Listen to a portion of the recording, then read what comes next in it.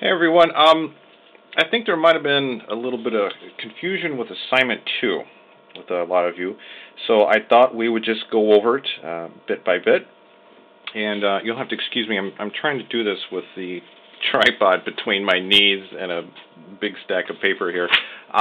Let's see. Let's start with the assignment itself and just quickly go over what it says. Down here in the second paragraph, it states that you're going to use this RGB image, and it's going to be printed with a heavy GCR. Now that's like the big key for this. Okay, the heavy GCR. It says it also needs UCA because the black is not that dense. And then the final thing here is you are to submit a 3-color image as a PSD, which all of you did, which was very good. Now, let's go to the readings, and I think it's page 5. Let's see. Yes, it's page 5. Okay. Third paragraph down. Let's just read this. It says medium is the default setting.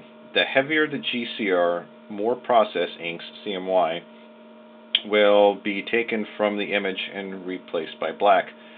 Now here it is. On the other hand, none implies that there will be no black in the separations, and the CMYK image print will contain only CMY. Now what they're talking about is once you get into you go up into the edit and color settings, you get this a dialog box, which at the top it has a GCR and black generation, medium, black ink limit, total ink limit, and UCA amount. Okay, so they're talking about the black generation here. Now, since there is no black ink that we're shooting for, we're just using the CMY. Excuse me. We wanted to set it to none. All right. Now, if you go down to under setting the black limit, first paragraph here, it says then you can set your black ink limit to whatever you feel is appropriate for the paper combination. Usually 80% is the optimum. 80% is what they're talking about if you have just a regular image that you're dealing with. But here it's kind of unique because we're using just 3 of the channels, so that would have to be 0 because there is no black ink. The other 3 are being combined to produce that. And then it talks about the total ink limit, which is the third little option down on that option window. It says it can run up to 350% for coated stock and a good quality sheet fed press, and as low as 250 for newsprint.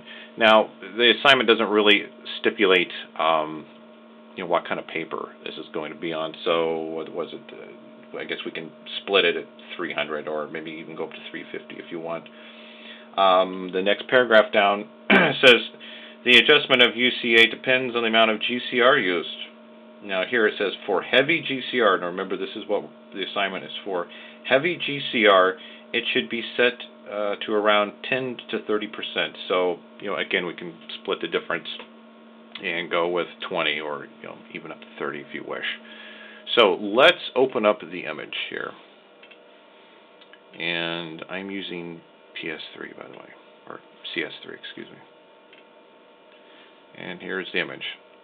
Now, we're going to leave it in RGB. All right, you have to do this in RGB before you convert. You go up to Edit, Color Settings down at the bottom. And here you have RGB and then CMYK. And then you have like gray and spots. So we're going to take the CMYK and go to Custom CMYK. And that's where we get that dialog box. Mine's a little different from the readings. I think it's a newer version. Now the top area where it says ink options, we're just going to leave that alone for right now. The bottom section is what we want to concentrate on here. Separation type, GCR, is what the left one is what you want to do. The underneath there it says black generation. Now remember, we don't want any black in this, no black ink. So we're just going to leave that to none. And that sets the black ink limit to 0 because we're not using any black. Okay. Now below that is total ink limit, and that's one I said we could split the difference with at, you know, about 300. So I have it here at just 350. Let's just push it up. And under that, the UCA amount, and that's the other one that we were going to split the difference for the heavy GCR. And again, 20 or 30% would be fine. Hit OK. Hit OK again. Now, those are set. So let's go change this to CMYK. Go to Image, Mode, and then CMYK. And over here on your channels, you will see, you know, CMYK at the top, and then cyan, magenta, yellow, and the bottom one, the black, is empty. It's white.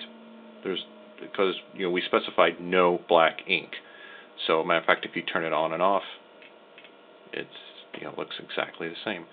So, to delete it, you don't have to actually trash it. You can just leave it off, okay? Because once it runs through the press anyway, you know, if there's other CMYK things in there, you know, black will be that option too. So you can just turn it off on this, and then that's it. And that's what it should look like. All right, thanks.